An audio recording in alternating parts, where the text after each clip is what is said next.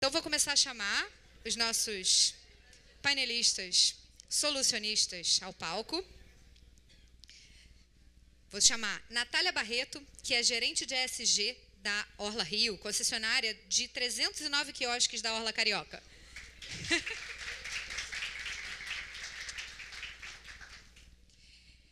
Rafaela Kreiser, da Black Forest Reverse, ela é diretora técnica da Black Forest Solutions e do projeto Porto Reciclagem Social, que visa produzir barcos de plástico reciclado para pescadores da Baía de Guanabara.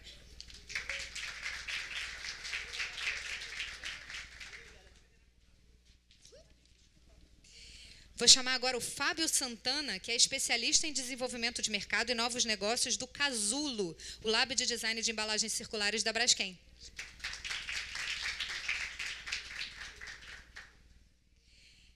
Isis Westphal, é assim que fala, Westphal? Gerente de sustentabilidade do Grupo Boticário, que lidera iniciativas de economia circular, da cadeia de valor sustentável e atributos sustentáveis em embalagens de produtos. E, por fim, Pedro Sucar, da ABV Rio, especialista em economia circular da nossa equipe, onde lidera iniciativas voltadas à qualificação de cooperativas, rastreabilidade de resíduos e articulação com empresas e instituições públicas para a estruturação de modelos de logística reversa. Vamos ao que interessa, então. Vamos começar com as nossas apresentações nessa mesma ordem que está ali. Então, começamos com a Natália apresentando suas soluções. Ela tem slides. Estamos prontos aí? Maravilha. Isso aí, show de bola. Tudo bom, gente? Boa tarde. Meu nome é Natália Barreto, eu sou gerente ESG da Orla Rio. E eu trouxe aqui alguns cases para a gente tratar. Vou tentar ser o mais breve possível, né? Mas, só para contextualizar um pouquinho, né? A Orla Rio é a concessionária que administra os 309 quiosques e os 27 postos de salvamentos que a gente tem aqui no Rio de Janeiro, né? Então, a nossa área de atuação é bem grande, com problemas de passagem do slide, mas ele não vai ganhar de mim. Não, é lá para trás, Pedro, me ensinou. Mas aperta uma vez e espera, porque pode ser que... Isso. Então talvez passe. Se apertar várias, vai ver. Vai passar para mim? Então, pode passar isso, que aí... Enfim, só para contextualizar um pouquinho, né, nós somos a maior rede de negócios de praia, né, que traz essa questão das experiências de praia do Brasil. Né? Então, como eu falei, são esses 34 quilômetros de extensão. E desses 34, a gente tem os 309 quiosques e os 27 postos de salvamento. Eu trouxe até um mapinha para vocês poderem ter uma ideia do quanto que isso é, né? Porque quando a gente fala de Orla Rio, nem todo mundo sabe essa extensão da atuação e da rede em si. Então, só para vocês poderem entender, todos esses pontinhos azuis são nossos quiosques onde a gente administra. Né? Então, tem alguns pontos de praia que tem quiosques, mas não são nossos, mas a grande maioria do Rio de Janeiro são nossos. E daí vem aquela questão, né? A gente olha para a praia, é um ambiente extremamente rico, diverso, inclusivo. E como que a gente fala de sustentabilidade quando a gente está tratando de experiências ao ar livre, gastronômicas? Como que a gente fala sobre isso? Você consegue ver se passa? Né? Como que a gente traz esse olhar para a sustentabilidade, para esse palco que é a praia? A gente discute muito isso, né? Em como que a gente minimiza o impacto, traz o olhar para a sustentabilidade, traz projetos de sustentabilidade que tragam esse impacto positivo, e daí a gente começa a trabalhar em várias frentes. Né? Hoje a Orla Rio trabalha com um ecossistema ESG, né? Dentro desse ecossistema a gente faz gestão de diversos projetos. Desses projetos eu trago aqui um nosso grande ecossistema, né? Onde a gente tem o Recicla Orla, que é um dos mais, não vou dizer que é mais antigo, porque ele tem 4, 5 anos, né? Não, tem mais do que isso, foi 2019, então tem mais tempo do que isso, mas a gente teve ali a pandemia no meio para poder aprender a lidar com a gestão de resíduos no momento em que a praia esteve fechada, né? Momento único, né? Diversos outros casos, mas passamos a olhar para a Revolução das Bitucas, né? Até por uma questão que foi trazida para a gente com relação ao microlixo, né? Principalmente o que a gente encontra na praia. Quando a gente fazia mutirões de limpeza era o principal resíduo de microlixo que a gente encontrava, onde a gente não conseguia dar a destinação correta, né? O pessoal da Remar esteve conosco nessa grande empreitada, então tivemos alguns players brincando conosco para trazer soluções para esse microlixo. Hoje a gente trabalha com o projeto Restinga Viva, que é um projeto extremamente rico e importante, com um olhar para as restingas, né, de preservação e reflorestamento, vamos colocar assim, desse ambiente, desse ecossistema de restinga. Enfim, não vou falar sobre todos eles, mas hoje eu queria falar principalmente sobre um projeto, que é o Ecoa Orla. Né? Daí, para falar sobre o Ecoa Orla, eu tenho que falar um pouquinho sobre o Praia Circular, que é de onde esse projeto saiu.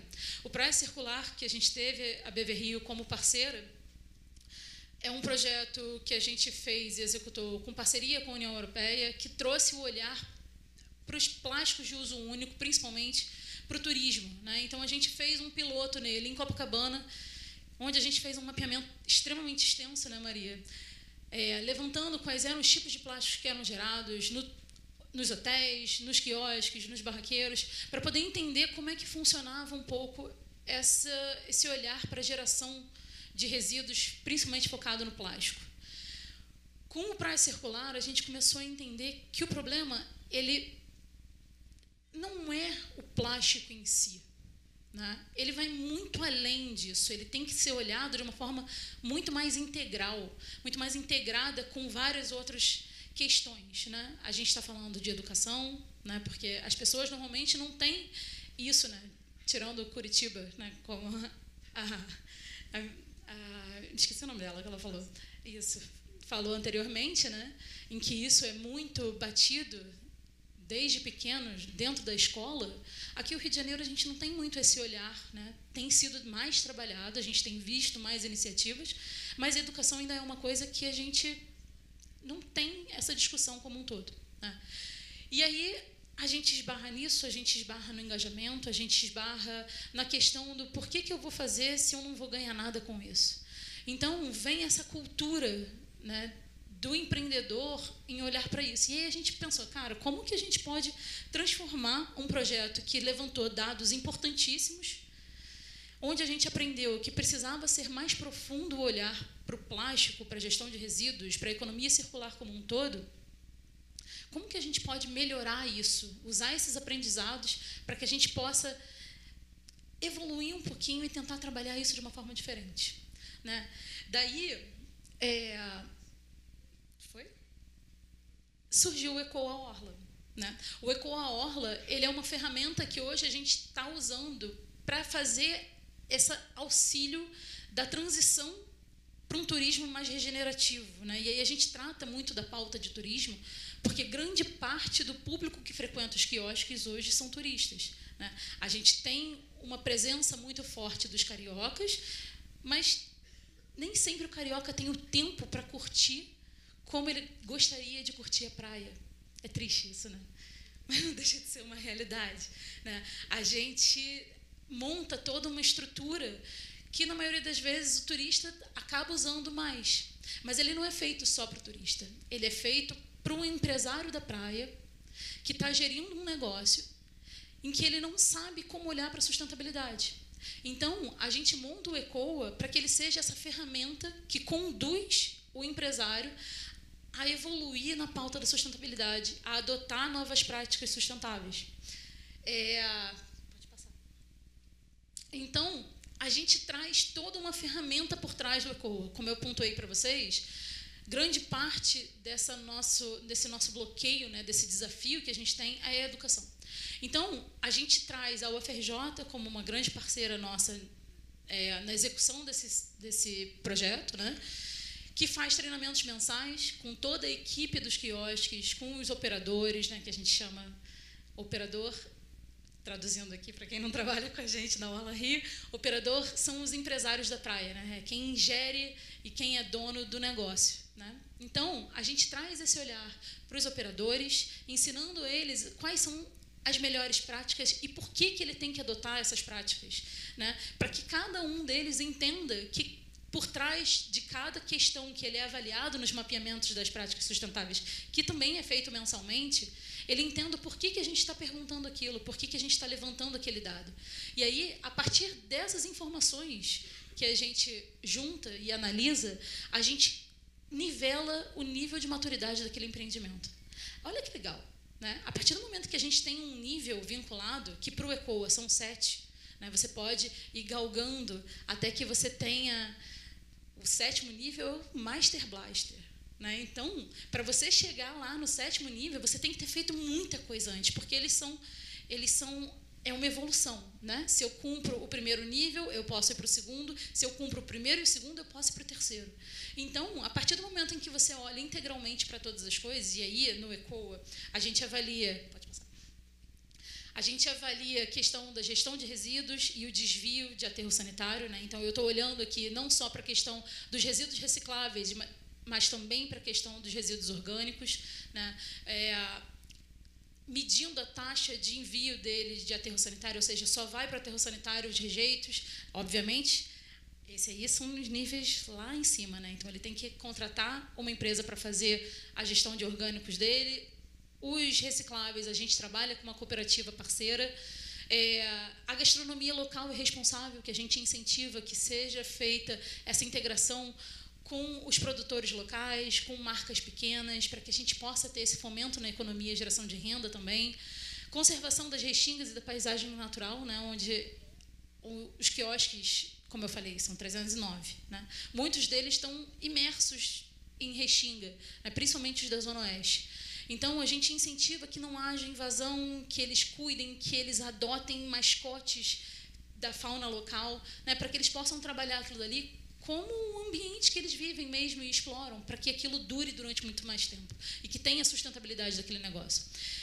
A gente trabalha também com a transição para a energia renovável através do projeto Solis. Então, são várias questões que são avaliadas dentro de um único projeto, que é um projeto lindo. A gente tem a parceria com a FRJ. Esse ano ganhamos, né, fomos agraciados pelo selo ODS Educação por essa parceria, por esse apoio que a gente tem feito e trabalhado junto com eles, né? Então, isso é muito legal. Passar, por favor. E daí, trazendo só um pouquinho desse olhar, né? São 309 quiosques, todos eles olhando para o mesmo foco. Quando a gente fala sobre isso, a gente imagina que é uma coisa muito distante, né? Poxa, como a gente faz gestão disso na rede? E a gente vai vendo essa evolução ao longo dos anos. O Praia Circular, ele começou conosco em 2023. Né? Então, a gente rodou 2023 inteiro com Praia Circular aprendendo, já fazendo essa educação com eles, né? Entendendo esse mapeamento dos plásticos, entendendo essa maturidade. Em 2024, a gente entrou com o ECOA, ampliando, né, para grande parte dos estabelecimentos da Zona Sul. E esse ano a gente entrou para todos os quiosques da praia. E a gente tem visto que o olhar da sustentabilidade não é um bicho de 7 cabeças. É algo que precisa ser feito apenas de uma forma lúdica, né? A gente trabalha de uma forma gamificada em cima desses critérios, né, dos 7 níveis. E isso traz uma facilidade, a gente precisa trazer essa facilidade para eles, né? Trazer para conversar sobre economia circular, que são temas complexos para quem não está dentro da pauta. Então, trazer esse olhar para a economia circular, para a logística reversa, para a gestão de resíduos como um todo, para a transição energética. Então, acho que, falando um pouco disso, queria apresentar, agradeço o BVRI pelo convite, né, os outros painelistas, e é isso. Qualquer coisa, dúvidas, só entrar em contato com a gente. Obrigada. Muito obrigada, Natália. Vamos então para a Rafaela. Boa tarde, pessoal. Eu já vou começar me desculpando que minha apresentação está só em inglês. Enfim, a justificativa é que é um fundo internacional, então a gente trabalha em inglês e português. Mas eu vou, obviamente, explicar em português. E a gente tem uma apresentação em português também que a gente pode disponibilizar. Só um instantinho. Inuki, consegue colocar aí, da Rafaela? Eu vim aqui competir com a Natália, quem tem as paisagens mais bonitas da apresentação. Vamos ver. Tem algumas fotos boas do Baía de Guanabara aqui.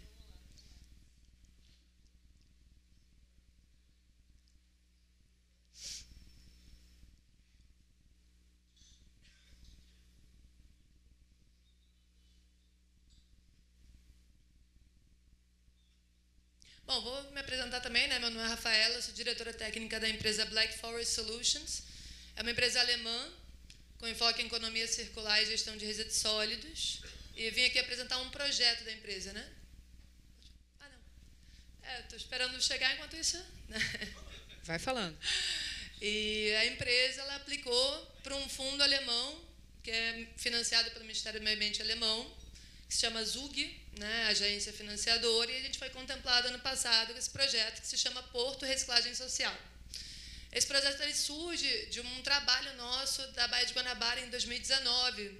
Estava trabalhando com os pescadores lá, a gente estava recolhendo, né, clássico recolhendo resíduo, classificando, e a gente entendeu nesse período que os pescadores nem ao menos tinham os barcos para ir pescar. Muitas vezes eles tinham que alugar o barco para ir pescar, para vender o peixe ou o lixo, para depois, né, manter o próprio sustento.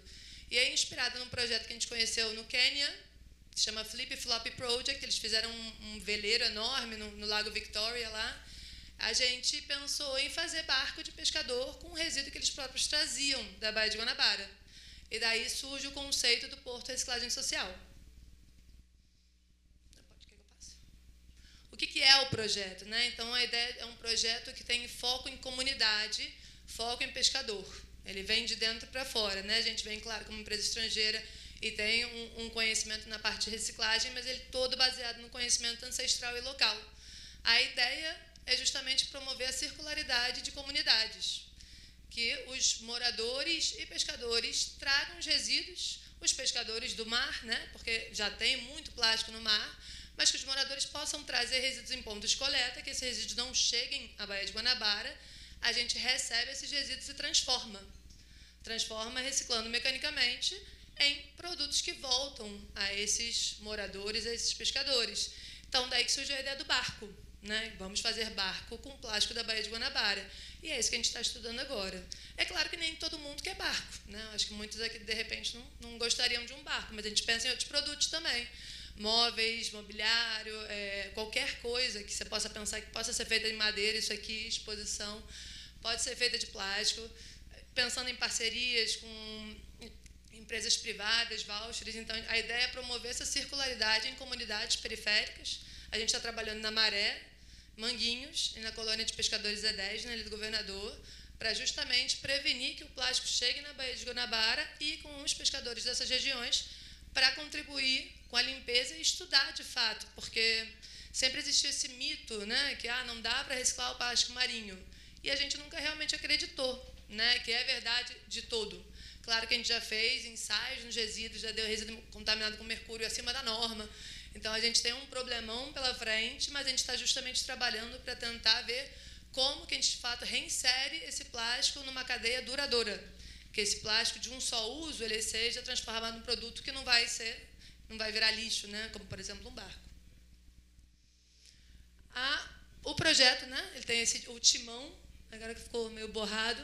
Então, ele tem esses eixos, né? A comunidade, os pontos de coleta, a recicladora. Eu vou mostrar um pouco a parte da recicladora para vocês. A parte de pesquisa, a parte dos produtos e a parte da recompensa.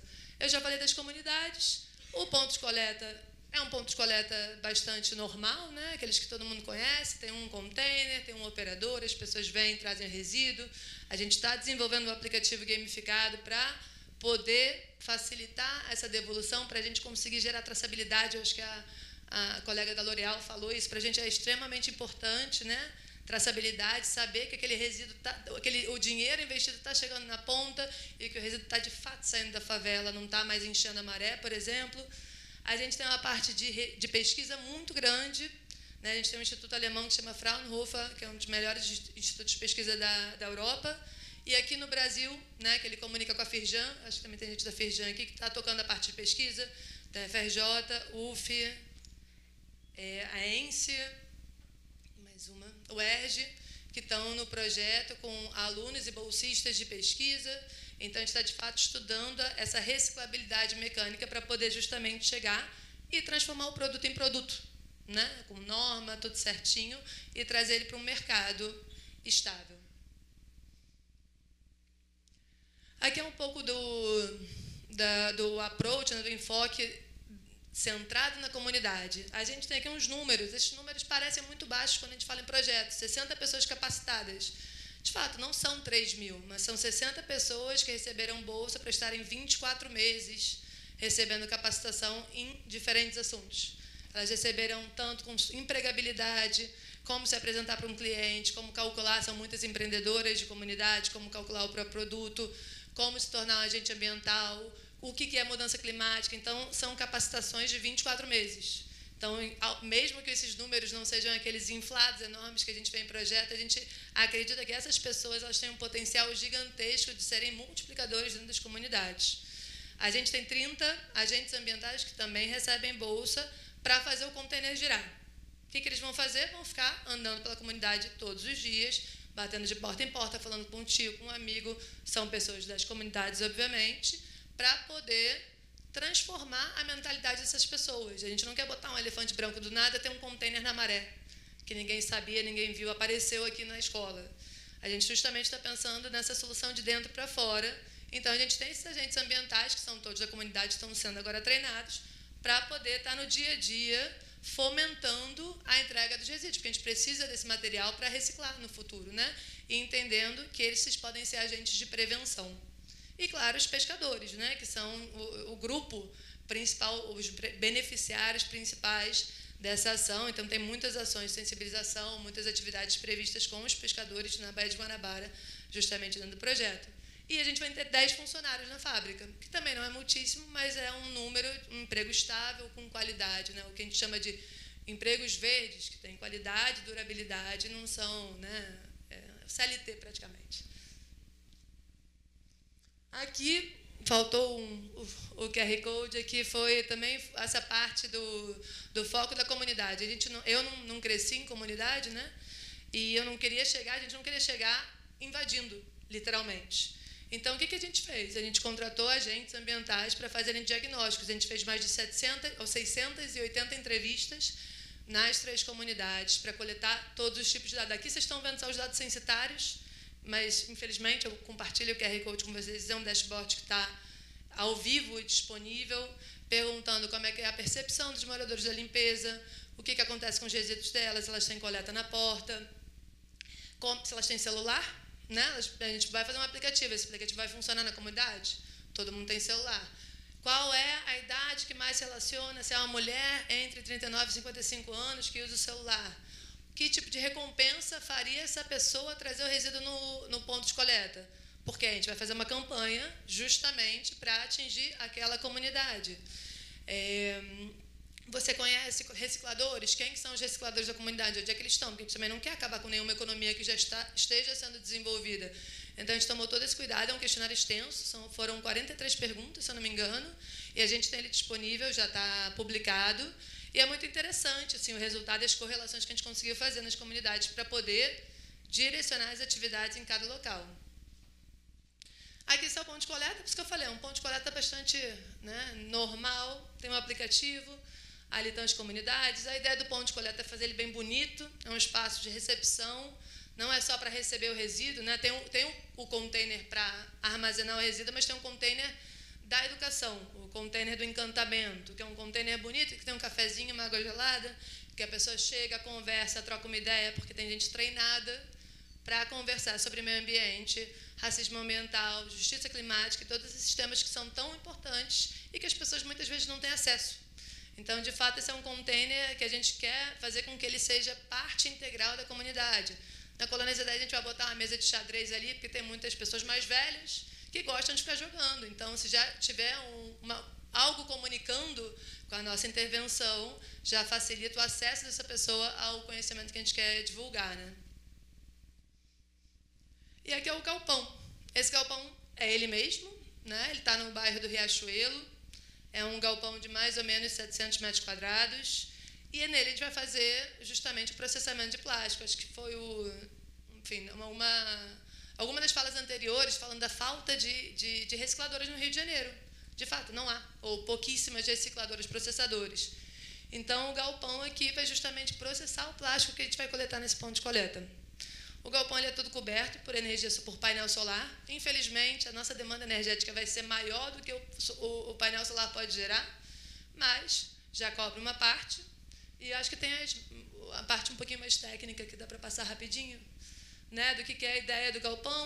Ele tem alguns andares, você chega com o caminhão, ele já vai para uma pós-separação de tipos de polímero. Os polímeros, obviamente, são separados em bateladas, né, porque a gente vai receber todos os polímeros a princípio. São triturados, lavados, secados. A gente tem uma estação de reuso de água, para a gente era muito importante, não é tão normal aqui, mas toda a água que vai ser utilizada para lavar lá vai ter reutilização. A gente vai ter uma perda de 2% ao dia, que é bastante pouco. E a gente tem uma parte de térmico, né, de tratamento térmico do material. Então, a gente tem, para quem, né, trabalha com plástico, uma extrusora clássica para gerar o pellet, o grão, que é a matéria-prima, mas é aqui que a gente vai ter a forma de fazer o barco.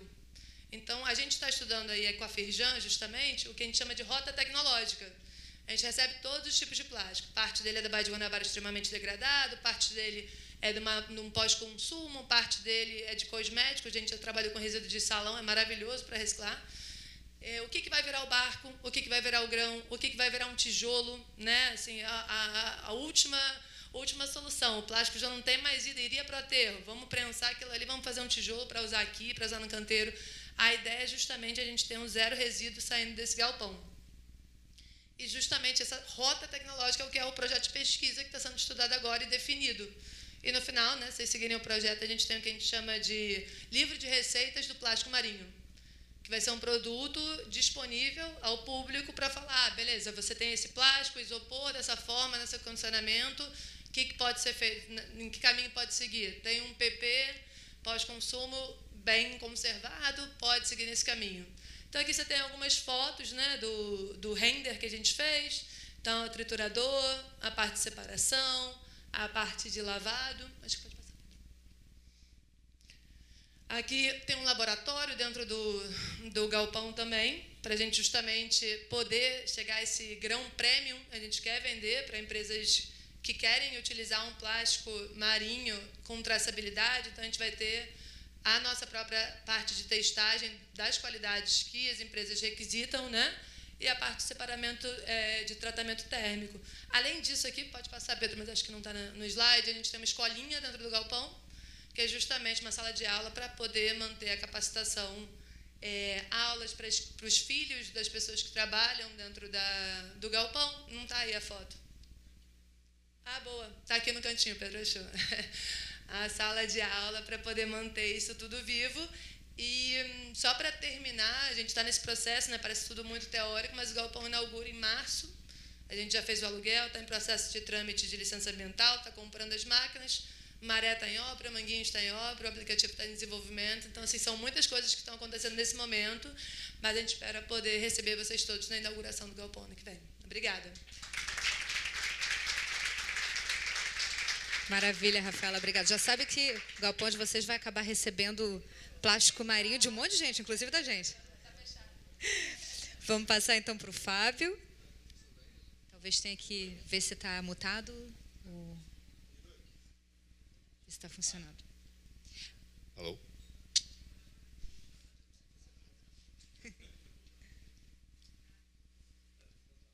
Estamos esperando aqui a apresentação. Então, enquanto a apresentação, vou na mesma tocada da Rafaela, então. Vamos lá. Sem apresentação, a gente começa. Boa tarde a todos. Bom, primeiro, Pedro. Qualquer coisa eu passo para você, que já está... Ah, tá bom. Bom, Pedro, obrigado pelo convite. Obrigado, BV Rio. Queria agradecer a todo mundo. Pô, a plateia está muito boa para falar desse tema, né? Eu gosto muito de falar sobre economia circular. É muito bom quando a gente vê a plateia não só cheia, mas meio tremenda aqui, porque a outra foi, tipo, pegada, né? Vamos ver essa agora, perguntas e respostas depois. Agora eu preciso aguardar um pouquinho. Como é que estamos aí? Boa. Beleza. Vamos lá. Então, eu sou o Fábio Santana, eu trabalho com desenvolvimento de mercado e novos negócios no Casulo. O Casulo ele é um lab de embalagens desenvolvido pela Braskem há 3 anos atrás, com o objetivo de trazer uma colaboração e essa inteligência coletiva que a gente chama. Por quê? Eu acho que, para quem fala de economia circular, toda hora vocês falam, não se faz sozinho, né? Então, não se faz sozinho. Principalmente tudo que a gente ouviu hoje de mudanças, né? Tem mudança de comportamento, tem mudança estrutural, tem muita coisa que a gente precisa fazer ao mesmo tempo, senão alguma coisa vira gargalo. Então, você precisa, sim, atuar em cadeia. E o Casulo tem o objetivo de ser um dos personagens ali na cadeia para ajudar a transição para uma economia mais circular. E a ideia é que a gente faça isso olhando não só para o futuro, mas que a gente consiga endereçar as soluções em curto prazo. Vou passar mais rápido para conseguir garantir o tempo. O Casulo, ele é um espaço físico de 450 metros quadrados em São Paulo, na Vila Leopoldina, que ele é dividido em 3 grandes blocos, vamos dizer assim, que ele é um espaço criativo, onde a gente tem arquibancada para apresentações, a gente abre... O Boticário, por exemplo, a gente abriu algumas vezes para times do Boticário irem lá e fazerem as próprias agendas, não precisa nem a gente participar. A ideia é abrir espaço para a cadeia, discutir temas relevantes sobre embalagem, circularidade, plástico e temas afins. A gente faz os nossos próprios eventos também. Ontem teve um online e presencial. É um espaço amplo, não tem salinha de reunião, porque a ideia é ser colaborativo para a gente poder trocar mesmo. E a gente tem uma oficina de prototipagem, que ela basicamente tem a função de você conseguir tangibilizar o que você pensa. Acho que a grande analogia que eu trago é quando a gente tem um trabalho de faculdade, o professor pede para você fazer uma caixinha, você vai na papelaria, compra uma cartolina, você imprime na tua casa e você faz, né? No plástico é muito mais complexo, porque é uma indústria de escala. E as marcas... Todas as empresas, mas as marcas aqui especialmente, morrem de risco, morrem de medo de risco, né? Então, quando você fala que, olha, eu tenho um projeto de economia circular, mas ele só precisa mudar um monte de coisa, né? Começa a complicar a situação. Então, a ideia é, depois que a gente faz os nossos programas de design sprint para ajudar a mudar alguma coisa e propor alguma coisa diferente, a oficina ajuda a gente a prototipar, tangibilizar, entregar na mão do marketing, fazer teste com o consumidor, sem investimento quase nenhum. E aí o consumidor dá a resposta para a marca se é interessante ou não, se ele toparia essa nova jornada de consumo ou não. Uma vez a gente validando isso, reduzindo o risco, você dá mais coragem para as empresas, para elas avançarem. E aí essa confiança é fundamental para daí você pensar em um molde piloto que vai custar R$50 mil. Né? Enquanto isso, enquanto ele não tem nem certeza se o consumidor topa, R$50 mil é muito dinheiro. É de qualquer jeito, mas com o risco é impossível. Então, o Casulo, acho que a gente é muito feliz que a gente recebeu grandes premiações nacionais e internacionais como iniciativas de sustentabilidade nos últimos 3 anos. Essas são algumas das marcas que passaram no Casulo fazendo projeto com a gente nos últimos 3 anos. Alguns dos números já passaram, isso é números de fevereiro, a gente não tem o dado computado do segundo semestre, mais de 440 empresas, sendo que 35% são marcas, mais de 40 projetos que a gente já desenvolveu, Circular Design Sprint, que é o nosso programa de Design Sprint focado em circularidade. A gente rodou nesse formato mais de 21, e a gente tem também habilitação de estudantes através do Desafio Design, onde a gente deu uma mentoria técnica e de design para eles fazerem um trabalho de semestre sobre embalagens circulares. Então, como que a gente ajuda a capacitar os novos profissionais, porque daqui a pouco essa galera não vai ser só estudante, vai ser estagiário, vai ser um analista, coordenador e gerente de empresas de diversos portes. A gente entendeu que não é para falar sobre o plástico, é para falar sobre solução. A gente precisa resolver problemas. E isso é um olhar sistêmico. A gente precisa ter esse olhar sistêmico. A gente, como petroquímica, a gente vai acabar endereçando isso aonde a gente tem expertise técnica, que é no plástico. Mas a gente não traz uma proposta apenas técnica. A gente olha para isso como serviço em diferentes tipos de programa, com resultados customizados para uma marca, como a gente já rodou Desafio Design com o Boticário, por exemplo, como a gente já rodou Circular Design Sprint com a L'Oréal, por exemplo, como a gente já rodou, a gente tem o Red Packaging, que são soluções prontas para serem implementadas agora, sem investimento nenhum, e que uma marca quiser uma embalagem 100% reciclável de verdade, daquelas que estão ali, só aquelas que realmente reciclam em cooperativas, elas estão online hoje disponíveis para marcas se conectarem e conseguirem implementar isso rápido. E aqui a gente acaba desenvolvendo também soluções tecnológicas.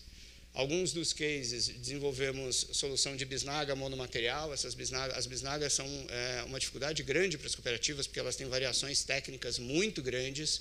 A gente conseguiu uma 100% monomaterial, a tampa também, que ela costuma ser de PP com corpo de PE, é uma tampa de PE também, então de polietileno. Isso é monomaterial, quer dizer que é drop-in para a cooperativa pegar e colocar no fardo de polietileno colorido. Stand-up out monomaterial, essa é uma embalagem tradicionalmente de polietileno com PET. 2 materiais, em teoria, recicláveis, mas é um pouco da história do Bruno, né, que ele estava falando aqui do omelete. Né? A gente fala muito de plástico, isso aqui não é mais aquele plástico, isso aqui é o omelete. Você está tentando reciclar, não é o plástico, é um omelete aqui, porque isso aqui já está uma confusão de materiais. Né?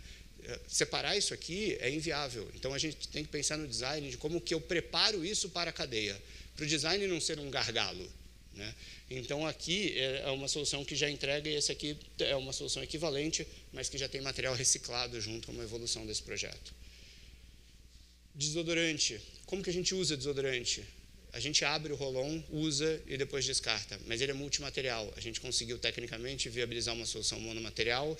Ele tem um design onde o refil, que é a parte de baixo, é grande, né? Ainda tem bastante plástico. Mas se ele for muito pequeno, a marca, para ter o tal do size impression, né? Que é a visualização de gôndola, ela vai colocar numa caixinha de papel. Eu estou colocando mais material, mais processo produtivo, para garantir que eu tenha muito pouco material. Às vezes, é melhor você ter um pouco mais de material, né? Porque daí você evita efeitos secundários. E a gente pegou esse material, e a gente pegou essa embalagem e levou para uma cooperativa, que a gente é parceira, fez um teste cego com as cooperadas, para ver se elas pegavam. Porque se é muito pequeno, passa batido, porque ela ganha por peso. Né? E aí a gente filmou e tem um registro delas pegando, e depois a gente foi entrevistá-las, ela falou, não, isso aqui é PP, né? Eu reconheci fácil. Não, é muito fácil de pegar, o tamanho é muito bom para a cooperativa.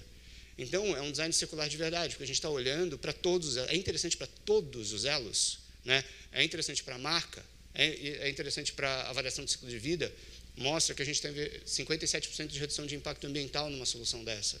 Né? Então, a gente olhando de vários ângulos para o mesmo problema. Né? Embalagem retornável de delivery com iFood. É uma solução que é proibida pela Anvisa, mas vamos fazer porque a gente precisa provocar a Anvisa, porque essas coisas precisam mudar. Né? Não colocamos no mercado, porque também a gente não é besta. Né? Mas a gente quer provocar, porque as coisas precisam começar a se mexer, e a gente está aqui nesse movimento, e a gente também está fazendo nosso exercício. E, por último, a embalagem que a gente lançou agora com a Danone, faz 2 meses, é uma embalagem que tem 8% a menos de plástico, com o objetivo de entregar uma embalagem de polietileno branco, porque tem um sleeve numa cooperativa, isso aqui vai para um fardo de polietileno branco, que tem alto valor agregado. Na recicladora se separa mecanicamente os 2 materiais. A alternativa da empresa que estava tocando isso era ir para uma embalagem de PET branco. O PET é reciclável? Claro que é, todo mundo vê, só que o branco não. Né? O branco não tem cadeia, o polietileno branco tem. Então, aqui, você garante uma circularidade não só pelo material, porque a cooperativa não separa plástico. Ela separa polietileno branco, existem 34, pelo menos, separações diferentes dentro de uma cooperativa. Por exemplo, latinha de alumínio, bacana, mas você sabia que marmitex de alumínio não junta com latinha de alumínio? São ligas diferentes. Então, tem cooperativa que não tem volume para marmitex. Marmitex indo para aterro, você imagina isso? Né? Essas são as realidades. A realidade é muito mais complexa, é muito mais detalhista do que a gente imagina. A gente tem que ter um olhar cuidadoso na hora do desenvolvimento para saber que material que a gente está colocando naquele tipo de produto, naquela jornada de consumo, né? E naquela cadeia que tem no Brasil. E é isso. Obrigado. Muito obrigada, Fábio. Não vou nem fazer comentários agora, porque para vocês apresentarem no final a gente tem muito o que comentar.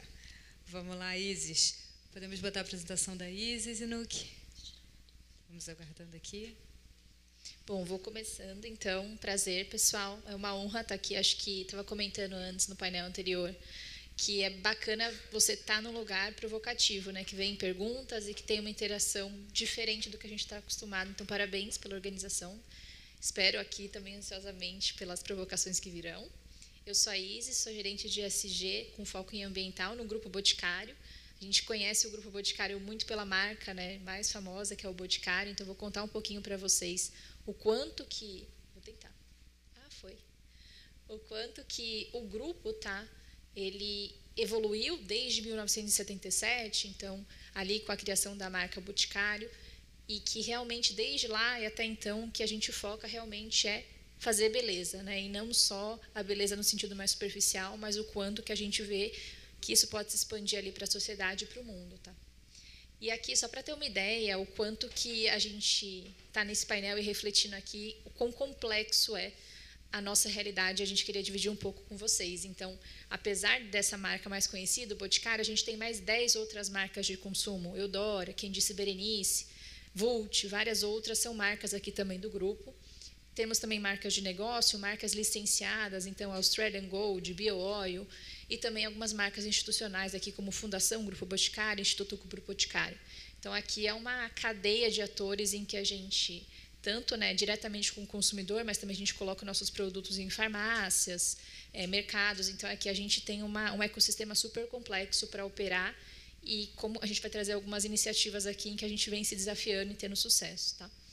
E aqui tem alguns reconhecimentos também, que a gente foi visto aqui como top 10 empresas de beleza sustentáveis no mundo, o líder em e-commerce, e aqui um pouquinho da nossa expansão, né? Temos mais de 4.000 lojas físicas aqui, presentes tanto no território brasileiro como em mais de 40 países. Então, realmente é uma potência, e toda potência exige aqui um pouquinho de cuidado, né? E desafios específicos porque a gente precisa olhar. Aqui eu queria dividir com vocês, e aí podem acessar pelo QR Code depois, não vou me estender muito, mas como que a gente, com essa vastidão de marcas, de atores, como que a gente foca, tá? Como que a gente tem alguns compromissos que nos norteiem e que nos deem realmente foco onde a gente quer mexer o ponteiro. Então, aqui temos vários temas que são super relevantes, acho que nos outros painéis a gente falou sobre isso, né? Não é novidade onde a gente precisa trabalhar, onde a gente precisa colocar esforço. Mas aqui em resíduos, que é o que eu vou me aprofundar com vocês hoje, a gente basicamente passa por 3 grandes elos, né? Então, como que a gente olha para reduzir o que a gente já gera, como que a gente reinsere o que já está sendo reciclado e etc., e como que a gente recicla também como um grande ator, né, dessa operação.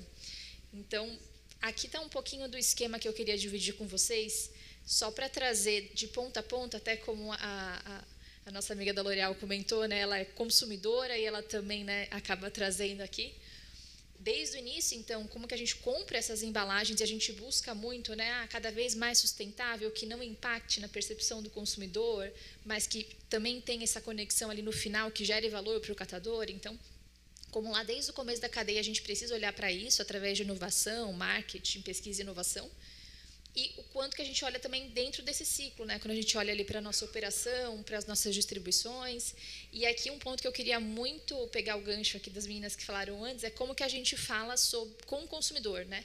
Então, vou me aprofundar aqui em algumas iniciativas que tocam mais na parte de comunicação, de engajamento, e como que a gente também faz a nossa parte aqui, pensando que é um desafio muito complexo e assim, desgastante até, né? A gente depender aqui só do poder público, etc., a gente vê que talvez a gente esteja martelando num lugar em que ninguém tem uma solução. Então, como que a gente tem o maior programa de logística reversa do Brasil? Vou contar um pouquinho para vocês. E como que a gente vai, além disso, também tentando desenvolver a cadeia. Tá? Aqui a gente trouxe alguns produtos, eu não vou me estender muito, porque eu acho que a gente já teve ótimos exemplos aqui com a Braskem, mas aqui é uma das 2 frentes que a gente foca muito quando a gente fala em produto, é olhar para refil, e aí eu faço um apelo a todos os consumidores que estamos aqui, que somos, que se temos uma embalagem, tentem ver se a gente tem um refil para isso, porque a percepção aqui é muito alta, né? O que a gente consegue reduzir comprando uma embalagem de refil é muito grande, é quase 90% do peso original. Então, aqui a gente está falando de uma oportunidade que todo mundo consegue aqui buscar. E o quanto que isso representa, né, quando a gente fala no ano passado, só nessa alternância aqui a gente depende de compra, tá, pessoal? A gente coloca no mercado, mas a gente precisa que o consumidor opte por essa opção. Então, aqui a gente conseguiu no ano passado reduzir 90 toneladas. Aqui a gente tem um exemplo bem legal de Arbo, né, que é um carro-chefe da marca O Boticário, que usa o refil do material de alumínio, que tem altíssima reciclabilidade. Então, esse é um super case de sucesso. E a própria embalagem do Arbo puro ali, a gente até trouxe alguns frascos para vocês olharem, a tampa dele, ele é feito de óleo de cozinha. Então, também foi uma super inovação em que a gente fala sobre isso, mas às vezes o consumidor acaba não sabendo, né, desses detalhes. Então, quanto aqui que a gente tem alguns heroes em que a gente sempre bate na tecla, que é, né, o estado da arte que a gente gostaria de chegar aqui com mais outros exemplos de portfólio. Tá? E aí eu vou falar um pouco para vocês sobre Bote Recicla, né? Espero que a maioria aqui nessa sala conheça, se não conheçam. É muito, muito bacana. É o maior programa realmente de logística reversa. Ele existe desde 2006, tá? Quando esse tema era um tema muito menos aquecido do que é hoje. E a gente, basicamente, quando a gente fala que é o maior em pontos de coleta, é porque está em todas as lojas da marca O Boticário. A gente também tem outras lojas, quem disse Berenice também tem um outro nome o programa, né? Reciclou quem disse Berenice, mas a ideia a gente recebe todos os tipos de embalagem de cosmético, não só da nossa marca. A gente entende que o desafio ele é compartilhado. Então, aqui, como que a gente agrega, né, e já traz esse resíduo separado para as cooperativas, tá? As cooperativas que são parceiras. Então, aqui realmente é um desafio, tá? Não vou falar para vocês que é fácil operar em 4.000 pontos de coleta, a gente viu aqui nos painéis anteriores, mas a ideia é como que a gente faz a conscientização de uma maneira atrativa para o consumidor, né? Então, beleza, eu recebo de todo mundo, de todas as marcas, eu levo isso para a cooperativa de uma maneira mais organizada possível, eles não precisam gastar com a logística, a gente bate lá na porta deles e entrega. Mas, poxa, como é que gira isso, né, essa chavinha para o consumidor? A gente dá desconto nas nossas lojas. Então, a partir de 3 embalagens, você ganha um desconto na sua próxima compra. Então, é uma ideia de mexer no bolso positivamente, né, que a gente está falando aqui, para que gere essa atratividade adicional. Tá? E aqui a gente estava até conversando no começo que ainda assim temos desafios de materiais que não são recicláveis. Né? São recicláveis, porém não são reciclados.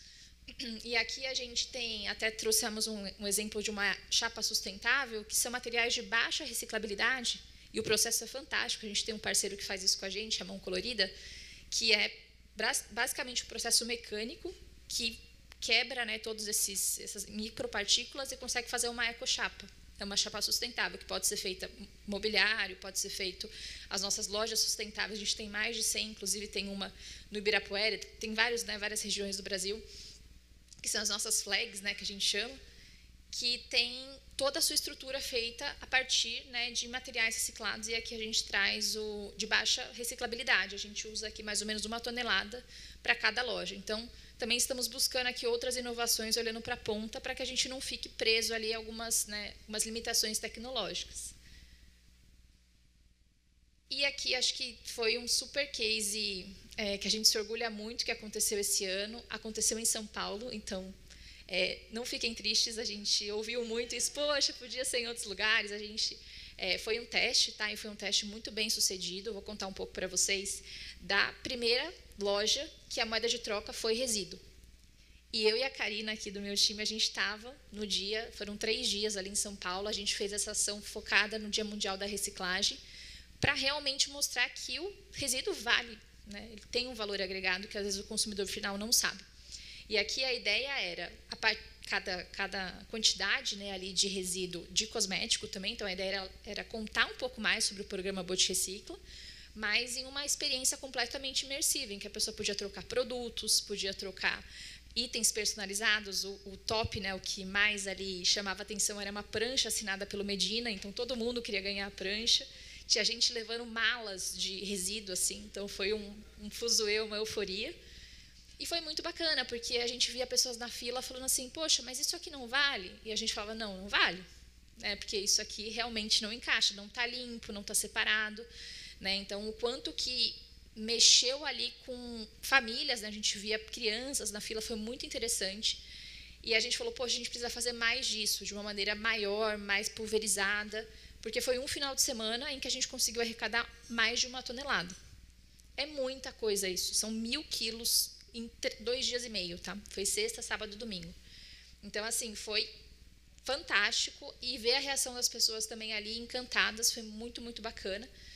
A ideia é que a gente faça isso todos os anos e cada vez em outros lugares para que realmente chame a atenção, né, para o programa que ele é perene. Então, que acontece ali em todas as nossas lojas. Claro, não vai ter prancha do Medina, mas a gente tem outras formas aqui de engajar o público. E aqui, eu acho que é o último case que eu trago para encerrar a minha fala, que é um pouco do que as meninas também estavam falando aqui e que eu já vi conexões, que é a estação preço de fábrica, que é uma forma que a gente conecta parceiros, e aí quando eu digo parceiro é Startup Green Mining, que é fantástica, tá? Convido a todos a conhecerem, e outros parceiros fornecedores nossos aqui como grupo. Então, é um desafio, por exemplo, trazer mais caco de vidro PCR para dentro das vidrarias. Como que a gente fomenta isso? Poxa, o vidro vale muito pouco, o cartador não quer pegar, a cooperativa não quer trabalhar às vezes, porque é um material super perigoso, é um material que tem um baixo valor agregado. Como que a gente faz isso mudar, esse jogo virar? E anteriormente, né, a pessoa da Wise estava falando aqui exatamente sobre isso, os intermediários da cadeia. Então, é aqui que a gente consegue virar esse jogo. A gente corta os intermediários através da Green Mining. Então, a Green Mining faz esse papel de, né, agregar, então ganhar em escala a quantidade de vidro, principalmente, mas aqui a gente já tem as unidades que recebem vários outros materiais, e vender para o nosso, né, nosso principal fornecedor, que reinsere na nossa cadeia. Então, a gente pega um ponto de super, né, ali, dor, que é a rastreabilidade, a gente pega um ponto de gerar mais renda para quem está lá na ponta, pode ser catador, pode ser cooperativa, enfim. Aqui, qualquer pessoa com CPF pode chegar lá e entregar a quantidade, e dentro de uma semana ela recebe aquele Pix. Então, o grande diferencial aqui, por exemplo, do vidro que a gente fala, vale 6 vezes mais. Então, aqui a gente vem testando esse modelo, a gente já tem 7 unidades, temos em São Paulo, na Bahia, em Minas Gerais. Então, assim, a ideia é que a gente traga uma para o Rio, a gente estava falando sobre isso também, a ideia é que a gente realmente expanda, porque isso aqui é uma solução em que a gente não atua sozinho, a gente precisa atuar em parceria, mas como que a gente olha para o elo final realmente, né? A gente tem o programa de logística reversa, é a nossa grande fortaleza, mas só isso não era suficiente, pensando na nossa ambição aqui, pensando em mudar a ponta inicial ali, né, de como que a gente traz mais material reciclado. Então, esse é um ponto muito, muito bacana, uma iniciativa que a gente está fazendo há um tempo, e, enfim, queremos trazer mais containers em parceria com outros fornecedores que também estejam interessados. Tá? E eu encerro minha fala trazendo, acho que partes aqui uma fala que a gente ouve muito do nosso fundador, o Dr. Miguel, que foi falado várias vezes aqui, que ninguém faz nada sozinho, né?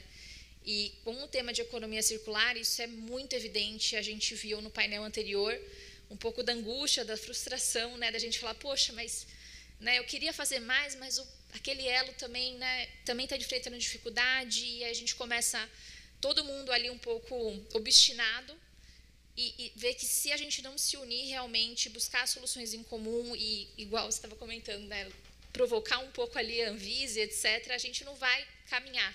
Então, o quanto que realmente a gente acredita nisso como ESG e como negócio, né? Como as coisas estão conectadas aqui, e que faz super sentido para que a gente caminhe, evolui e também deixe esse legado positivo, né? Ambientalmente falando, e para a sociedade. Então, aqui eu trouxe um pouquinho para vocês, tanto da parte operacional dos desafios, mas principalmente como a gente está buscando engajar o consumidor final. Porque se o consumidor final não exigir isso, a gente não tem força para fazer isso mudar. Então, como que a gente, né, pensa aqui em formas diferentes para incentivar cada vez mais a ponta, para que toda essa cadeia se retroalimente, né, e aumente aqui, e que a gente volte aqui daqui a alguns anos, quem sabe, falando de uma perspectiva diferente, tá? Então, acho que era isso. E acho que esse é um ponto bem legal aqui que a gente vem falando recentemente, que para muitos valor é o que se ganha, né, e para a gente também é o que se deixa. E aí a gente fala muito sobre legado aqui, o quanto que a gente acredita que juntos aqui a gente consegue fazer uma mudança mais efetiva. E é isso, pessoal. Foi um prazer. Muitíssimo obrigada, Isis. Pode ficar. E a BV Rio também quer apresentar seus projetos. Então, o Pedro vai falar um pouquinho para a gente. Sua apresentação está lá? Tá.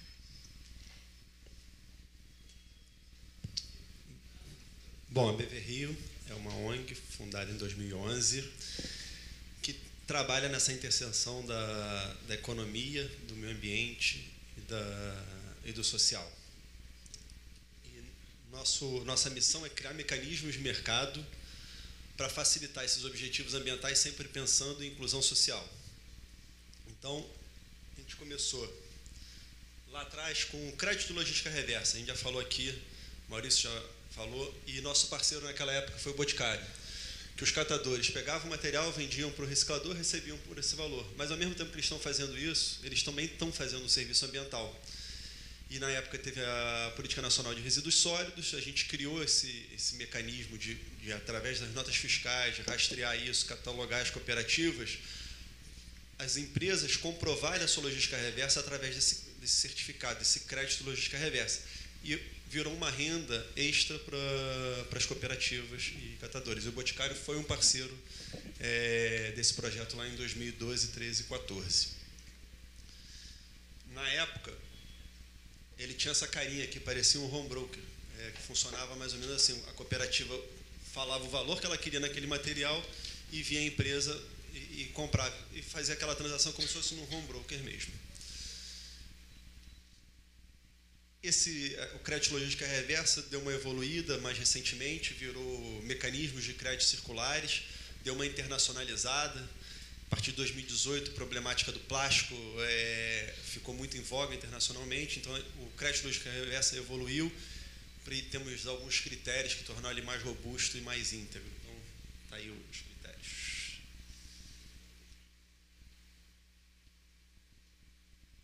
E aí a gente vai trabalhando na cadeia e vai vendo os problemas, as dores, né? E tentando solucionar eles. Lá no Vietnã, a Tetra Pak queria que reciclasse mais embalagem cartonada e aí investiu, botou dinheiro nos recicladores, para os recicladores recebendo mais para aquele material, pagassem um pouco mais para as centrais de triagem, que iam pagar um pouco mais para os catadores, e aí os catadores iam ser incentivados a coletar mais material. O que a gente viu na prática é que esse valor não chega no catador. E aí criou o Collect, para conseguir pagar direto para o catador, conseguir identificar esse catador e incentivar direto a ele. E aí, essa foi a ideia inicial, e acabou que ele faz essa rastreabilidade. E para quem está gerenciando o projeto, ele também é muito bom, facilita o controle, facilita o monitoramento, então a gente acabou usando ele também para gerenciar os nossos projetos. Hoje ele está com 17 mil usuários, já transacionou quase 17 mil toneladas e a grande maioria é plástico. O plástico aí é o verde, o amarelo e o preto. Então você vê que a grande maioria transacionada no Collect é plástico. E os países que mais usam é Brasil, Moçambique e Indonésia. E aí surgiu um outro problema. Como é que a gente resolve esse outro problema, né? Tinha um monte de iniciativa de gestão de resíduos que não conseguia financiamento e tinha gente querendo financiar, mas não encontrava a iniciativa. Aí a gente criou o Circular Action Hub, que é uma plataforma que dá visibilidade para essas iniciativas. E a gente tentou fazer a forma mais simples. Então, assim, as iniciativas não têm custo nenhum para colocar nessa plataforma. Coloco as informações sem checagem para facilitar isso. E se aí tem alguma empresa, alguma organização que gostou de uma iniciativa dessa, entra em contato e a gente tenta viabilizar isso. Aí sim aprofunda na tomada de dados, na due diligence do projeto. E aí uma empresa social italiana viu um projeto de pescadores, que a missão dessa empresa social italiana, o Jaire, era limpar os oceanos. Ela viu um projeto no Hub, que na época era um projeto da One Earth, One Ocean, que a Rafaela tocava esse projeto. E na época tinha também dinheiro alemão, e eu estava descontinuando o projeto no Rio. Falei, pô, a gente conseguiu o nosso primeiro investidor, e a ONG que tocando isso não está mais trabalhando no Rio, mas aí a Rafaela fez todo esse meio campo com as E10, e a gente falou, então a gente vai tocar esse projeto. E a gente começou o programa Pescando Resíduos com a Jaire lá em final de 2021. Fazendo o quê? Limpando a Baía de Guanabara. Que muita gente acha que é isso aí, essa sujeira. Mas essa é a sujeira depois que os nossos amigos da Conlurb passam limpando todo dia, várias vezes no dia, porque a realidade é mais assim. Isso é Praia de Tubiacanga, Ilha do Governador, onde não tem coleta da Conlurb, onde a Conlurb não passa lá limpando. É essa a realidade. Se ninguém fizer nada, é assim que ficam nossas praias. Por isso que é muito importante, isso é Ilha do Fundão. Universidade Federal do Rio de Janeiro, cheio de gente lá, e é assim que está lá. Isso aí é um sofá, tá? Para quem não conseguiu identificar. Então, esses são alguns. E aí a gente precisa de quem? Dos pescadores que vão fazer essa limpeza. Alguns deles estão aqui. Acho que depois vocês podem conversar com eles. O trabalho hercúleo que eles fazem, todo dia que eles saem para catar resíduos, eles coletam aproximadamente 1 tonelada. Todo dia. E ainda assim está assim. Esse é o Boquinha que está por aí. Depois vocês parabenizam ele, por favor. E a gente acha essas coisas esdrúxulas, né? Como é que acha um sofá no meio de uma ilha, no meio da Baía de Guanabara? E a gente achou um saquinho da CCPL, que muitos aqui talvez nem saibam o que é. Esse já é o outro da Não, CCPL. então, a gente achou um saquinho da CCPL, queria ver qual que era a idade dele, estava bem íntegro, parecido com esse. A gente, como é que descobre de quando é? Aí quando a gente conseguiu ver que o endereço está ainda da Avenida Suburbana. A gente, quando é que a Avenida Suburbana deixou de ser Avenida Suburbana? 1998. Então pelo menos é antes de 98. Recentemente a gente achou esse. Esse ainda era do estado da Guanabara, em 1975. Então assim, e está bem íntegro. Então a gente vê que o plástico dura, está aí há 50 anos e a gente ainda consegue ver a marca, né? Isso aí, eles coletam nos mangues e botam dentro do barco, equilibram isso dentro do barco e levam para o porto. E aí no porto eles fazem a separação, tudo que pode ser reciclado, eles vão destinar para uma recicladora, e o que não pode ser reciclado, eles vão destinar para o aterro sanitário via Conlurb. Tudo é pesado, monitorado pelo aplicativo Collect, para a gente ter, como a empresa é italiana, ela quer saber exatamente o que está acontecendo aqui. Então, na hora que a gente registra aqui, eles estão lá no computador, conseguem ver qual que foi o peso, qual que é o material, qual foi o pescador que pescou isso. Então dá uma transparência e bastante confiabilidade para eles continuarem investindo, continuarem apoiando esse projeto. Aí, esse é um material que infelizmente a gente não consegue reciclar hoje, mas que muito daqui a pouco a gente vai começar a mandar lá para a Rafaela, para ela reciclar. E essa é parte da equipe. Já passaram 100 pescadores com a gente. Levanta a mão os pescadores que estão aí.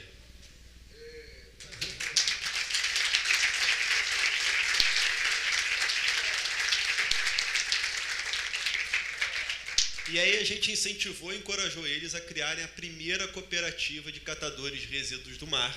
Alguns deles fazem parte dessa cooperativa, para também dar visibilidade e ajudar eles a também captar mais recurso para fazer essa limpeza. E aí, falando em cooperativa, a gente vai para nossos outros projetos com cooperativas. Assim, a gente tem uma visão que a cooperativa ela faz um trabalho fantástico, mas falta escala, como o Bruno lembrou aqui. Então, a gente tem uma visão que a gente precisa transformar a cooperativa num galpão mal organizado, que ainda parece, tem muita cara de lixão, as pessoas sem uniforme, sem EPI, trabalhando de forma não ergonomicamente segura, sem equipamento, para um galpão limpo, organizado, com equipamento que vai facilitar levantar os pesos, que vai facilitar gerar valor. Por exemplo, ali tem a prensa que gera mais valor, a empilhadeira, caminhão para fazer coleta. A gente começou a apoiar. Para apoiar a gente precisa de dinheiro, e aí vai a gente captar dinheiro, tanto nacionalmente como internacionalmente. Tinha gente aqui da Petrobras, aqui, não sei se está aí ainda. Se tiver, levanta a mão. Está ali. Marcelo é um grande idealizador desse projeto e incentivador e gosta, ele é motivador desse projeto. E aí o que a gente faz? Compra caminhão para a cooperativa, esse é caminhão da Copa Ideal, que falou mais cedo. Caminhão para Recria, Anderson está por aí. Prensa e empilhadeira para Copama. Tem mais equipamento, só estou dando. Tem mais caminhão. um triturador para Ecoponto. E quando a gente vai fazer esses investimentos, a gente não fala, vamos dar aqui um triturador, não. A gente vai lá, conversa, entende qual que é a demanda, vê qual a melhor forma de fazer esse investimento na cooperativa, porque o nosso objetivo é que ela produza mais, que gera adicionalidade. E aí, como é que ela vai fazer isso melhor? Como é que a gente vai fazer o melhor uso do dinheiro? A gente sabe que o dinheiro é finito. Então, assim, o caminhão é usado. Por quê? Porque um caminhão novo é ótimo, a gente não tem dúvida, mas depois a manutenção é mais cara. A gente, em vez de comprar um caminhão de 500, a gente consegue dar 5 caminhões de 100, e aí beneficia mais gente. Então, tem todo um pensamento para a gente fazer esse dinheiro, que é escasso, valer o máximo possível para as cooperativas e ajudar ela. E a gente apoia no processo de gestão, incentiva o uso do Collect para aumentar a rastreabilidade e aí resolver problemas de L'Oréal, de Boticário, do Bruno, de conseguir dar mais rastreabilidade na cadeia.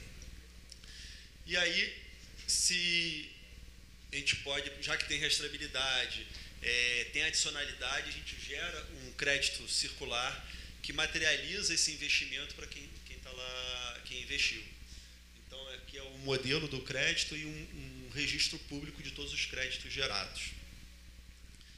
E falando rapidamente dos números, a gente já teve mais de 3 milhões investidos nos pescadores, com aproximadamente 3 milhões, aproximadamente 100 pescadores, e estamos chegando a 500 toneladas de resíduos coletados na Baía de Guanabara.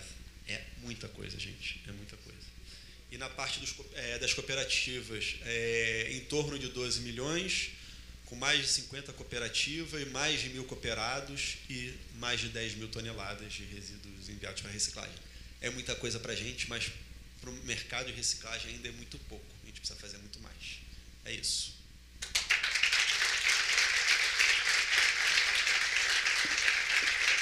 Obrigada, Pedro. Faltam 7 minutinhos para as 5. Como a Isis precisa sair às 5 pontualmente por causa do voo, eu sugiro o seguinte, que a gente faça logo uma foto aqui, para ela estar na foto, e logo depois a gente abre uma rodada de perguntas, prioritariamente para quem quiser perguntar alguma coisa para a Isis, caso dê tempo dela responder. Pode ser? Podemos fazer a foto primeiro?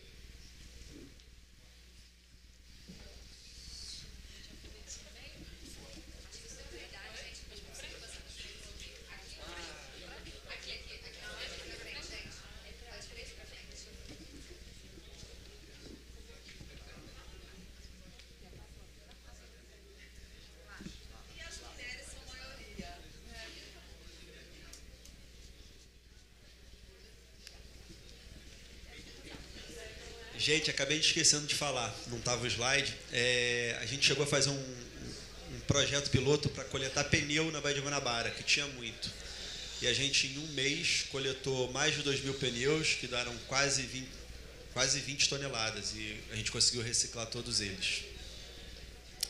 Vamos abrir, então, para as perguntas. Alguém tem perguntas direcionadas para a Isis, do Boticário? Sim? Uma lá atrás? Tem um microfone aí ou eu levo daqui? Ok. Então, vamos lá.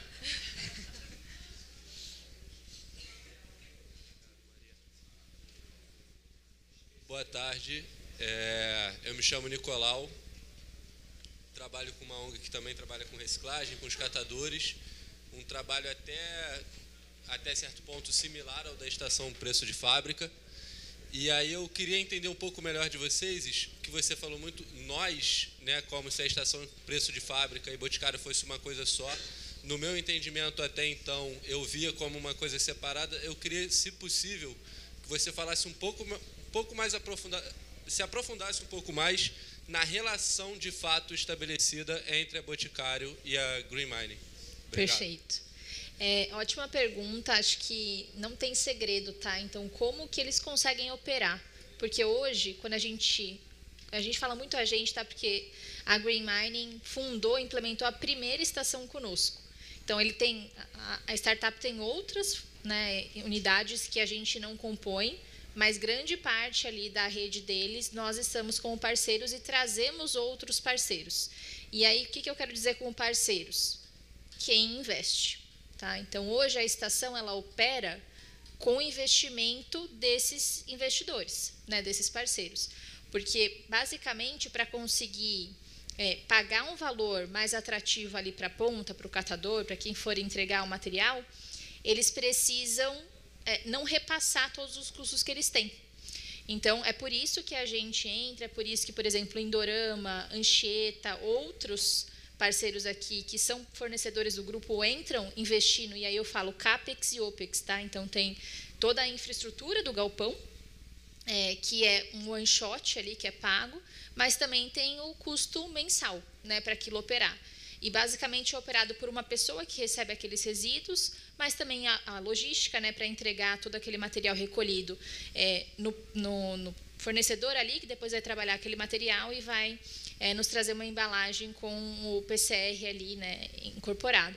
Então, basicamente, a gente fala que é nós, porque a Green Mine não consegue operar se a gente, grupo e outros parceiros, investirem tanto no CAPEX quanto no OPEX, e a gente não consegue operar se eles não estiverem ali na ponta, no dia a dia, fazendo esse corpo a corpo com quem entrega todos os dias o material e trazendo para a gente essa rastreabilidade, trazendo os pontos ali de melhoria. Então, poxa, está fazendo sentido estar ali, está aumentando o fluxo, está diminuindo. Aqui a gente precisa fazer uma ação de carro de som, que a gente já fez, para outras pessoas conhecerem e aumentarem esse fluxo. Então, a gente brinca aqui que o Rodrigo, que é o CEO ali da Green Mining, o fundador, a gente é praticamente onde ele está, a gente se sente representado e vice-versa. E tem outros parceiros aqui também que se sentem da mesma maneira, porque traz muito no discurso, traz muito na prática esse discurso de que a gente não consegue fazer nada sozinho. Então, é um modelo muito sustentável, perene, por isso que a gente tem 7 unidades juntos. Porque hoje a gente vê uma maturidade, claro, a primeira unidade foi um desafio e a gente vem vencendo, né, essas necessidades ali de adaptação dependendo da região. Então, por exemplo, São Paulo, a gente está mais perto ali do eixo. Bahia, a gente tem uma estação em Camaçari. A gente tem peculiaridades. Então, como que a gente faz para conseguir adaptar e, mesmo assim, conseguir gerar valor agregado para quem está ali na ponta levando todos os dias os materiais? Então, não sei se eu te respondi na completude a resposta, mas é mais ou menos isso. Assim, a gente entra muito com o investimento e com a vontade de trazer aquele resíduo para dentro do nosso fornecedor na ponta e ele, no dia a dia, no corpo a corpo, trazendo para a gente o que está funcionando e o que não está, para que a gente abra novas unidades. E aí a gente também traz a nossa rede de parceiros, de fornecedores. Então, poxa, Indorama, entra aqui com a gente, vai fazer sentido para você, vai fazer sentido para a gente rateia essa conta. E aí um super ponto que eu queria dividir aqui para outras pessoas, né, que atuam com lei de incentivo, algumas dessas estações estão cadastradas ali, inscritas na LIR, né, na Lei de Incentivo à Reciclagem. Então, é uma coisa que a gente vem fomentando. Às vezes você, como empresa, recolhe esse imposto e conseguiria aportar ali com uma fatia menor, claro, né?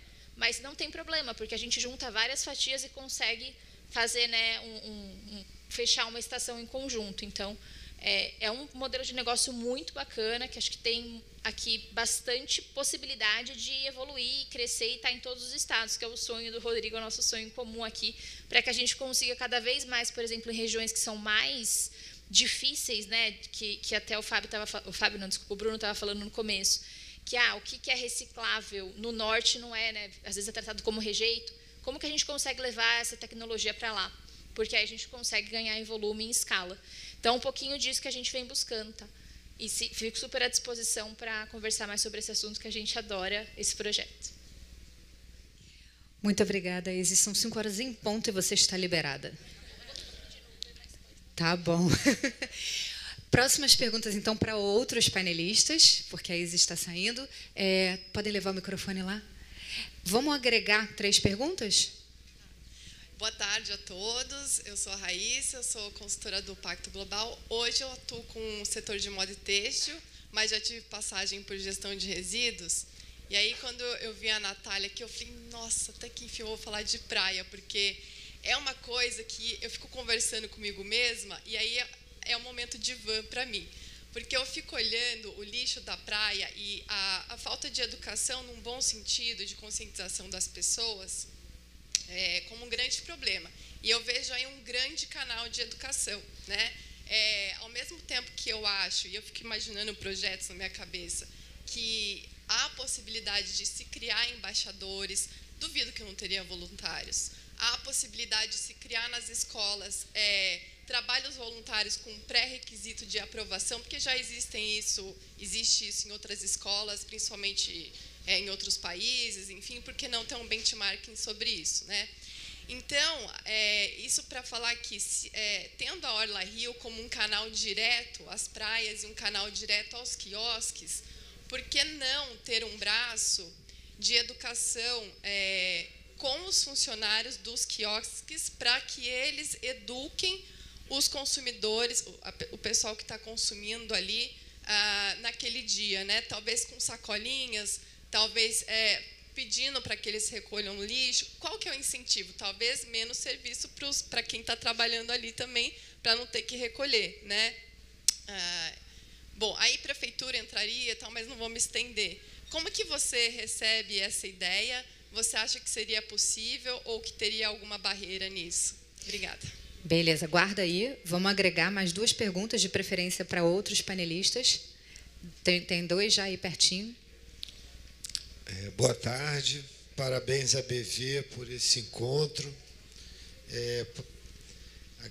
Meu nome é Rafael Cury. Eu sou da Porto SGBG, um piloto Brasil, uma iniciativa de despoluição dos oceanos em escala industrial, para receber resíduos vindo de embarcações, plataformas de petróleo, barcos de turismo, extração de minério, offshore, poluição, em larga escala. Então, eu acredito que, como eu gostaria de fazer a pergunta para o Fábio, que é da Braskem, e a gente encontra nesse mundo offshore muitas embalagens, muita sinergia com a Braskem, e, ao mesmo tempo, a gente encontra também lixos que saem de embarcações e vêm parar na praia de várias bandeiras do mundo, devido às correntes, e a gente sabe que essa questão da Baía de Guanabara é um esforço conjunto, junto com pescadores e toda a comunidade empresarial e todo o desafio que a gente tem, né? O exemplo da Baía de Guanabara é um exemplo que se multiplica em outras baías ao longo das costas, no mundo todo. E aí eu queria entender como é que vocês acham que poderia compartilhar essa estrutura de escala industrial, tracionando os catadores de lixo urbano nesse processo. Como é que a gente pode fazer esse link de uma estrutura maior para buscar escala, uma estrutura portuária que traciona lixo do mar em nível industrial, agregar esse procedimento em menor escala, de cooperativas em torno, de cooperativas nessas rotas. Como é que vocês veem esse processo de trazer do grande consumidor para o pequeno consumidor? Beleza. Última pergunta. Diogo falando aqui. No último painel eu perguntei sobre educação nas escolas, agora eu vou para a educação nas universidades. Casulo trouxe, Fábio trouxe aqui do Casulo, todo o trabalho de desenvolvimento de que vocês vêm fazendo, mas vocês veem isso vindo da universidade? Ou seja, a universidade de design tem debatido soluções nesse sentido, tem ensinado isso nas escolas, na universidade, ou isso só está na indústria? E na indústria que está se provocando para se fazer diferente? Porque eu acho que isso tem que vir da base da formação deles, e não ficar pensando ainda no modelo antigo de design, que era muito mais só a questão de venda e não tanto a questão, talvez, de sustentabilidade. Ok, então vou pedir para a Natália começar respondendo, depois podemos ir para o Fábio e para a Rafaela, que acho que a questão também se aplica, e se Pedro também quiser comentar algo ao final. Então, Natália. Foi? Então, primeiro, agradecendo a pergunta, eu acho que foi extremamente pertinente, né?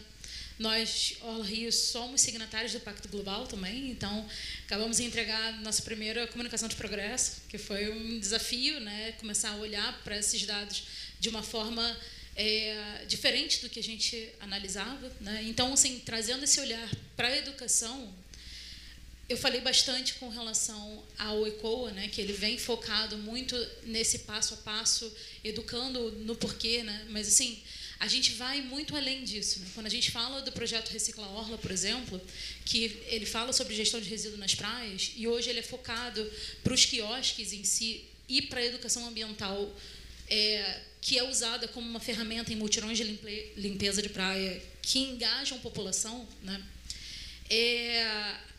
Isso é um desafio.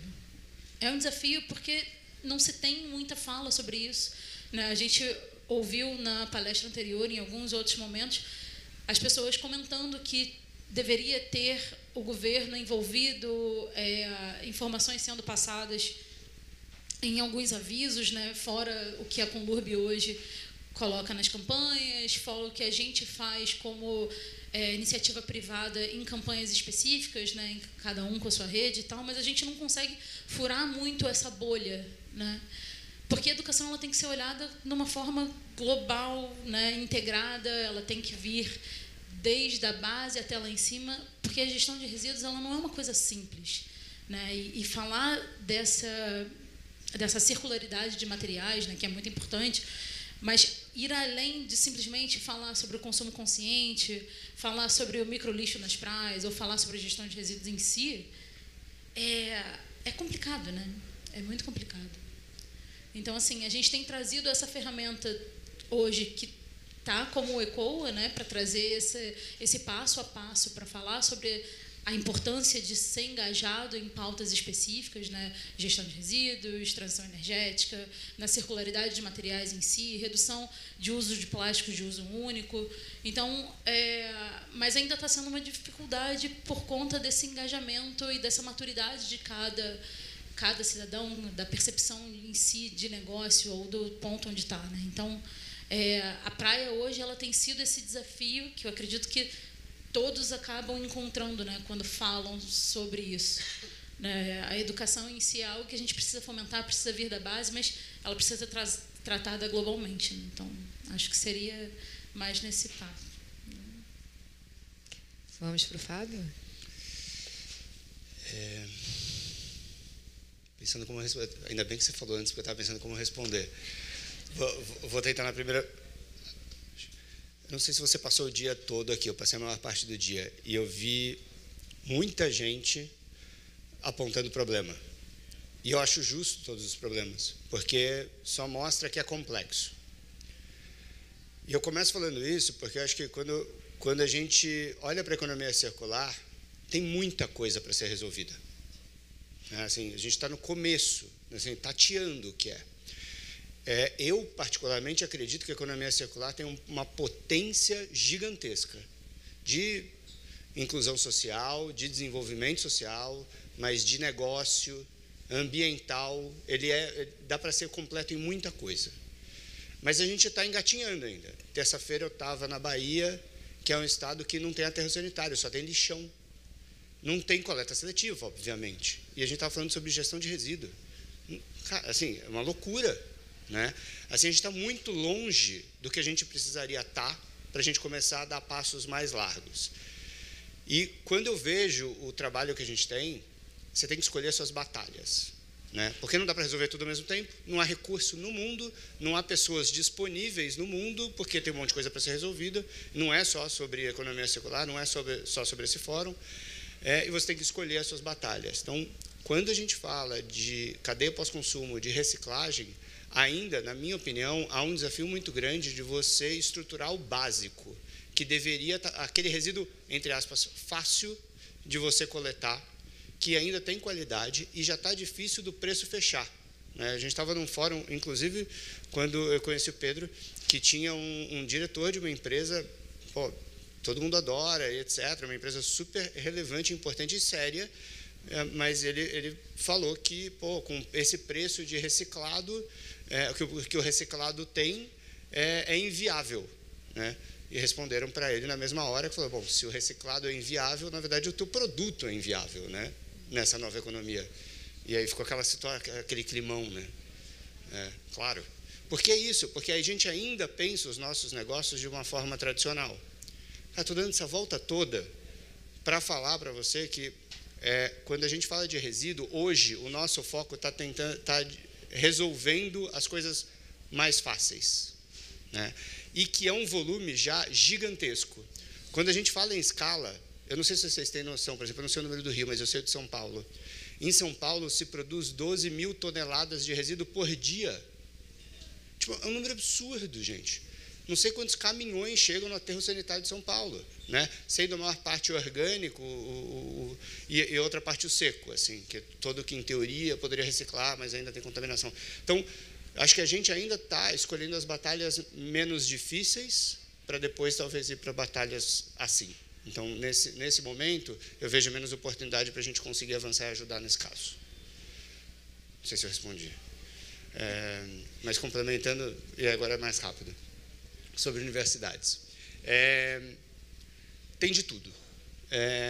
Eu acho que não é porque eu vim falar de case, etc., que eu sei tudo. Pelo contrário, a gente está aprendendo pra caramba, né? Só que esses aprendizados estão sendo muito legais. E a gente tem recebido um retorno das faculdades muito positivos. Então, a gente, pelo Desafio Design, que na prática existe há 13 anos, a gente criou uma rede de relacionamento com os universitários. Se a gente for computar os 13 anos, é muito mais universitário habilitado do que isso. Mas quando a gente computa, vê tudo que a gente está fazendo, já tem um natural contato com as universidades. Mas praticamente nenhuma tem na grade falando sobre isso, né? É assim, vamos fazer um projeto e o olhar vai ser de sustentabilidade.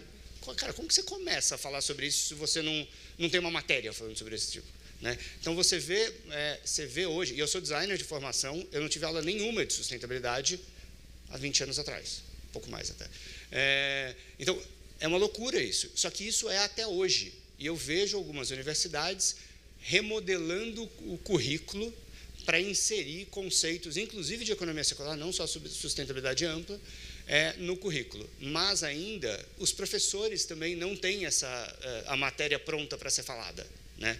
Então, há um gap, sim, na minha opinião, que algumas universidades de São Paulo estão endereçando, mas, cara, está longe do que a gente precisaria para realmente fazer a entrega que a gente precisa de mudança de comportamento de sociedade no todo. A gente acha que ainda o problema de sustentabilidade é do outro, né?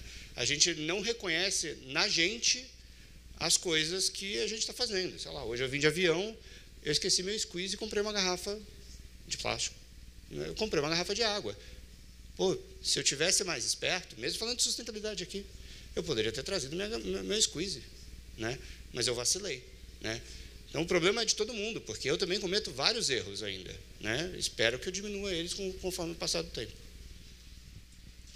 Rafaela?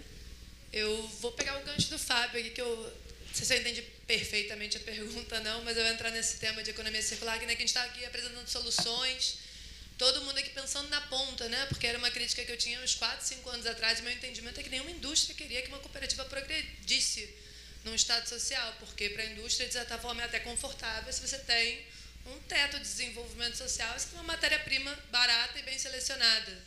Isso vem mudando, né? E que é muito positivo. A gente tem outras políticas públicas para a cooperativa, a gente vê esse tema de economia circular toda hora, né? Todo mundo martelando, porém, eu vejo que o entendimento de economia circular ele ainda é muito amplo, né? No meu entendimento, a economia circular é economia, tem que fechar, né? Todo mundo aqui recebe salário, todo mundo tem que viver. Economia circular não é filantropia. Você tem que, de fato, amarrar um projeto para que ele seja sustentável. A gente cansei de ver projetos que terminaram, que não tiveram continuidade, que bom que vocês continuaram, porque, de fato, não tem o redondo ali, né, o circular dele, que se refere ao reinvestimento, à habilidade de pagar, né, a disponibilidade do consumidor, do produtor, de reintegrar esse material. Então, eu acho que a gente tentar entendendo esse conceito, eu vejo muito essa confusão da economia circular com filantropia, porque as pessoas perguntam, esse projeto vai se financiar? Eu falei, claro, né? Tinha empresa privada, se não se financiar, eu vou estar desempregada. Então, é óbvio que isso tem que se financiar, e a gente vai trabalhar para isso se financiar.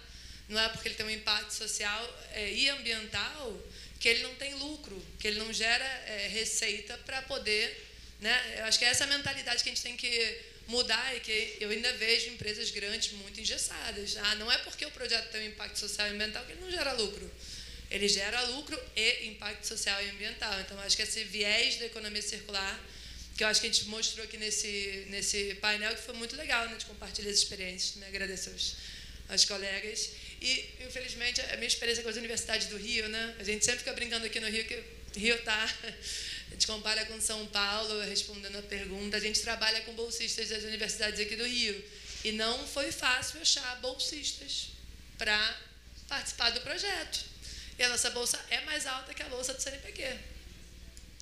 Porque muitos professores reclamam esvaziamento dos cursos, desinteresse, descontinuidade. Então, infelizmente, né, assim, a nossa experiência...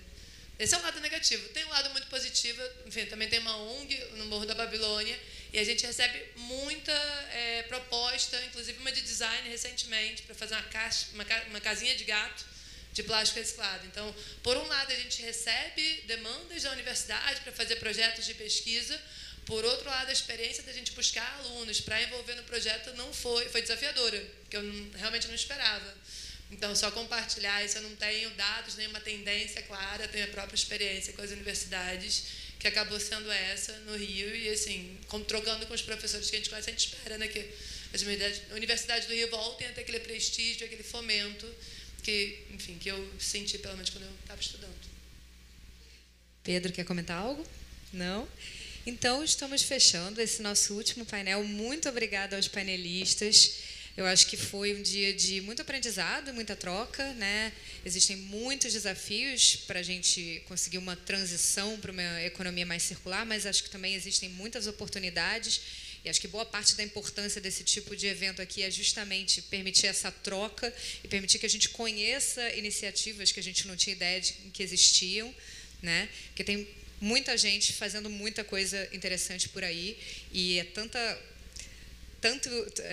estímulo hoje, tanta informação em todo canto, que às vezes a gente não fica nem sabendo, né? Então, espero que isso tenha servido também para trocas de contato, novas colaborações. Só avisa que a gente vai ter todas as palestras editadas no YouTube. Ok, teremos todas as palestras do dia de hoje e dos outros dias também, né? Editadas no YouTube, disponíveis em breve. Maurício, quer falar algo para fechar?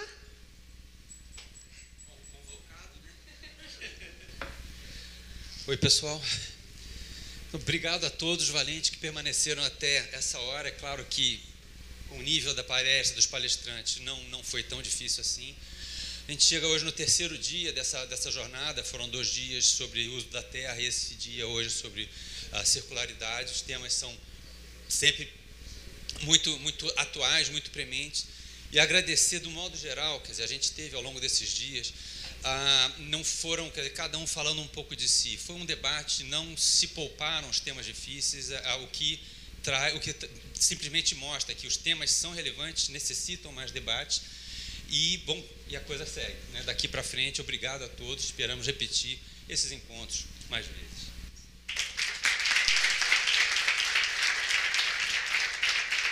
E desculpa, um agradecimento especial também à equipe toda da BV-Rio, que teve um trabalho insano. Parece que não acontece, mas o agradecimento precisa ser feito para o evento ter acontecido dessa maneira. Obrigado a todos.